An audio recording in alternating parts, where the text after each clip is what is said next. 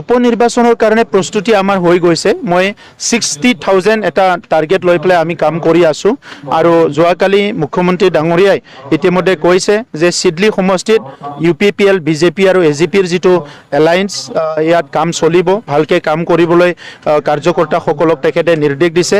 মই মুখ্যমন্ত্ৰী ডাঙৰীয়াক ধন্যবাদ জনাইছোঁ আৰু চিডলি সমষ্টিৰ যিটো উপনিৰ্বাচন ইয়াত আমাৰ যিজন প্ৰাৰ্থী হ'ব সেই প্ৰাৰ্থীয়ে বহুত মাৰ্জিন লৈ জিকিব আৰু আমাৰ অঞ্চলৰ সমস্যাবিলাক বিভিন্ন সমস্যা বিভিন্ন ইস্যুবিলাক লৈ পেলাই তেখেতে অসমৰ বিধানসভাত উপস্থাপন কৰিব পাৰিব আৰু সেই উদ্দেশ্য লৈ পেলাই আমি চিডলি বিধানসভা সমষ্টিত এজন ভাল বিধায়কক নিৰ্বাচিত কৰিবলৈ গৈ আছোঁ।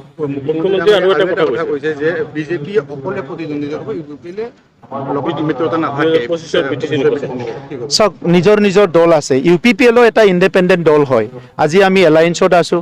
BJP এটা ইণ্ডিপেণ্ডেণ্ট দল, সৰ্বভাৰতীয় দল। চ' নিজৰ নিজৰ দলৰ স্থিতি, নিজৰ নিজৰ দলৰ ষ্টেণ্ডটো চবেই ক'ব। আমি আমাৰ দলৰ ষ্টেণ্ডটো লৈ পেলাই কাম কৰি থাকিম।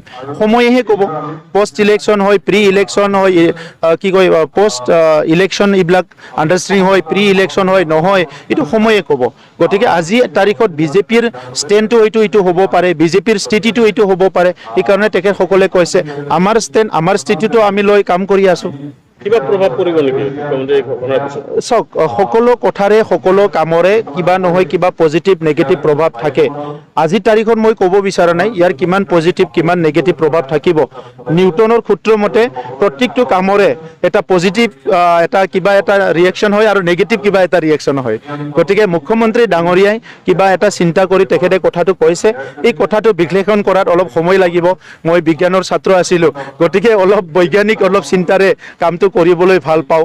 তো সেইকাৰণে মই কম কথাবিলাক, সময় আছে। কিন্তু ৰাজনীতিটো সেইটোৱে। আজি চবে কংগ্ৰেছে ইলেকশ্যন খেলিছে, BPF খেলিব, BJP খেলিব, UPPL খেলিব, চবেই খেলিব ইলেকশ্যন।